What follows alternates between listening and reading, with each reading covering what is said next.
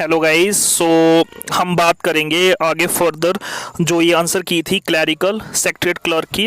अभी 94 क्वेश्चन कर रहे हैं हम, तो ये हमारा जीके से रहेगा। तो सबसे पहले यहाँ पे क्वेश्चन है, which was the chief feature of Rigveda religion, यानी कि ऋग्वेदा धर्म की मुख्य विशेषता क्या थी। तो परफॉर्मेंस ऑफ सेक्रीफाइस जो थी यहाँ पे हमारा मेन जो था ये था। देन 95 क्वेश्चन है, the proceeding of fourth Buddhist council led to the issue of which edict. तो ये कलिंगा के बाद हुआ था। देन जो हमारे हंस थे वो उनका लीडर था महिर कुला, वो डिफीट किसने उसको डिफीट हराया था, यानी कि वो था यशोधर्मन ने। तो इसका आंसर यशोधर्मन रहेगा। देन 97 है, which Rajput dynasty did not surrender to Akbar. तो ये सिसोदिया डायनेस्टी है। देन हमारा अगला क्वेश्चन रहेगा कि most famous court poet Hindi literature Akbar का था Tulsidas. Then the famous monastery of Vikramshila was founded by, तो ये पल्लवास ने फाउंड किया था हमारा। देन हमारा महाभारत से लेके क्वेश्चन है। तो महाभारत ये काफ़ी कंफ्यूजिंग था। क्या होता है कि महाभारत को जो है हमारा नाम रहता है हमारा विजय पिताका जो था, या चंद्रोग्या था, या कथावतु था, या जया इतिहासा था। तो ये काफ़ी कंफ्यूजिंग नाम थे। तो इसका कथावाथु नाम जो है वो इसका ऑप्शन बी है। लेकिन ये जो आंसर है ये भी मैं आपको श्योरिटी से नहीं बोल सकता, क्योंकि कुछ बुक्स में अलग है और कुछ बुक्स में अलग है। जहाँ तक आपने सभी ने देखा था तो इसको बृहत संहिता कहते हैं। महाभारत का दूसरा नाम जो है बृहत संहिता है, लेकिन कथावतु भी कहते हैं इसको। इसकी मैं श्योरिटी से नहीं बोलता, लेकिन हाँ बी आंसर हो सकता है इसका। देन अगले क्वेश्चन की अगर हम बात करते हैं, मंगोल्स जो थे वो इंडिया में कब आए थे, किसके टाइम पे आए थे। तो ये हमारा फिरोज शाह तुगलक के टाइम पे आए थे। हमारा हिजरा एरा से है, एक हिजरा काल जो जिसको कहते हैं। तो हिजरा 622 AD में ये हमारा था। देन हमारा who were the first to issue the gold coins in India. तो गोल्ड कॉइन्स इंडिया में सभी को पता होगा कुशांस लेके आए थे। देन हम 104 क्वेश्चन की बात करते हैं। दिल्ली सुल्तानेट जो था virtually ended due to the invasion of Babur की इन्वेजन से हमारा दिल्ली की जो भी सल्तनत थी वो ख़त्म हो गई थी। इसके बाद मुगल जो थे वहाँ पे स्टार्ट हो गए थे। देन हमारा अगला क्वेश्चन है, the first main British parliamentary act regarding east India company administration in India was. तो इसका आंसर जो था रेगुलेटिंग एक्ट था। रेगुलेटिंग एक्ट 1773 के अंडर जो था British parliament act regarding east India company की एडमिनिस्ट्रेशन के लिए फॉर्म किया गया था भारत में। इसके अंडर तरह तरह के पिट्स एक्ट जो हैं हमारे वो आते हैं। उसके बाद अगला क्वेश्चन देखते हैं हम, who could not be captured by British in 1857। तो ये इसका आंसर जो था ये काफ़ी अच्छा क्वेश्चन था, क्योंकि बहादुर शाह जो था ये हमारा पकड़ा गया था। मंगल पांडे यहाँ से स्टार्ट करने के बाद पकड़ा गया था। टांटे टोपे भी पकड़ा गया था। तो इसका आंसर था नाना साहिब। देन हम अगले क्वेश्चन की बात करते हैं। तो resolution to start the quit India movement were adopted in Indian National Congress at which session. तो ये बॉम्बे सेशन में हमारा स्टार्ट हुआ था। तो ये सभी को पता होगा। देन अगले क्वेश्चन की हम बात करते हैं। तो ये रोटबारी है। तो रैतबारी की शुरुआत किसने की थी। तो ये हमारी मुंद्रो ने स्टार्ट किया था। फिर who presided over the cabinet mission. तो ये हमारा सर पी लॉरेंस थे, जिनके द्वारा कैबिनेट मिशन जो था हमारा प्रेसाइड ओवर किया गया था, मतलब अध्यक्षता की गई थी।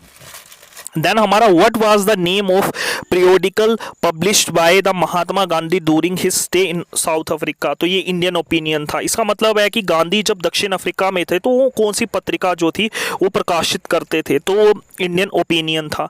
फिर हमारा फर्स्ट राउंड टेबल कॉन्फ्रेंस है। तो ये लंदन में, ये सभी को पता होगा, लंदन में होता है, हुआ था तीनों हमारे। देन अगला क्वेश्चन की हम बात करते हैं। तो ये है, the all India Muslim league जो थी हमारी उसका गठन 1906 में कहाँ हुआ था। तो ये हमारा ढाका में हुआ था, जो कि बांग्लादेश की राजधानी है।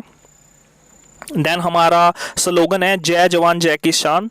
तो ये किसने दिया था। तो ये लाल बहादुर शास्त्री जी ने हमारा स्लोगन था ये दिया था। देन अगला क्वेश्चन है, who presided over the inaugural meeting of constitution assembly of India. तो भारत की संविधान सभा का उद्घाटन की अध्यक्षता किसने की थी। तो ये सचिंद्र नाथ सिन्हा जी ने की थी। देन हम अगले क्वेश्चन की बात करते हैं, which is the lower house of parliament. तो ये लोकसभा को हम लोअर हाउस ऑफ पार्लियामेंट कहते हैं और राज्यसभा को हम अपर हाउस कहते हैं, जिसको हम स्टेट रिप्रेजेंटेशन भी कहते हैं। स्टेट्स की रिप्रेजेंटेशन जो होती है वो राज्यसभा में होती है और लोगों की जो होती है वो लोकसभा में होती है।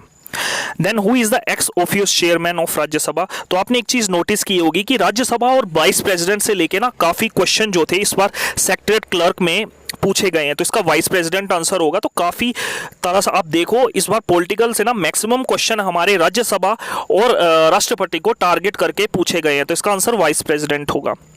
Who has the final power to maintain order within the house of people. तो इसका आंसर होगा स्पीकर। बाकी लोकसभा के सभी अंदर व्यवस्था बनाने के लिए आप सभी को पता होगा कि अध्यक्ष वहाँ सबसे बड़ा होता है, स्पीकर जो भी रूल्स रेगुलेशन होते हैं वहाँ पे वही फॉलो करवाता है। Among the question allowed by the speaker which is regarded as the most important. तो इसमें अध्यक्ष द्वारा अनुमत प्रश्नों में से कौन सा सबसे महत्वपूर्ण माना जाता है। तो शॉर्ट नोटिस जो होता है वो सबसे इंपॉर्टेंट माना जाता है। Then members of Rajya Sabha are elected according to the. तो ये संचयी मत प्रणाली के थ्रू जो होते हैं वो हमारे चूज किए जाते हैं। देन अगले क्वेश्चन की हम बात करते हैं, when can a president use his discretion in appointing the prime minister. तो प्रधानमंत्री की नियुक्ति में राष्ट्रपति अपना विवेक कब उपयोग करता है। तो आप सभी को पता होगा कि कभी भी डिस्प्यूट या कोई भी ऐसी चीज़ें होती हैं तो ये तभी यूज होता है। तो जब when no political party enjoys a clear majority in the Lok Sabha, जब किसी भी राजनीतिक दल को लोकसभा में स्पष्ट बहुमत ना हो, तब जो होगा प्रेसिडेंट जो होगा ना वो डिस्क्रिशन अपॉइंटमेंट करेगा। तो ये आपको काफ़ी इंपॉर्टेंट क्वेश्चन है, थोड़ा कंफ्यूजिंग भी था ये। बाकी अगला क्वेश्चन की हम बात करते हैं, who act as the president of India when neither the president nor the vice president is available. तो सबसे पहले इसका ना मैं एक्सप्लेन करता हूँ। सबसे पहले अगर प्रेसिडेंट नहीं होगा तो वाइस प्रेसिडेंट उसकी जगह लेता है, उसके जितने भी काम होते हैं वो वाइस प्रेसिडेंट संभालता है। देन अगर वाइस प्रेसिडेंट नहीं होता तो वो चीफ जस्टिस के पास पावर चली जाती है। अब चीफ जस्टिस नहीं होगा तो सुप्रीम कोर्ट के जज के पास, जो सीनियर मोस्ट जज होगा उसके पास चली जाएगी। तो ये एक एक नीचे चलते हैं। देन इनका जो हमारा इस्तीफे की बात करते हैं कि किसको अपना रेजिग्नेशन देते हैं, तो वो भी अपने से नीचे वाले को देते हैं। जैसे अगर प्रेसिडेंट ने रिजाइन करना होगा तो वो वाइस प्रेसिडेंट को देगा और वाइस प्रेसिडेंट ने करना होगा तो वो प्रेसिडेंट को देगा। तो इस हिसाब से ये चीज़ चलती है। तो आप ये अगले चीज़ के लिए भी याद, अगले एग्जाम के लिए भी याद रख सकते हैं। देन गवर्नमेंट जो होती है इम्पोज टैक्स करती है, तो ये थोड़ा कंफ्यूजिंग था।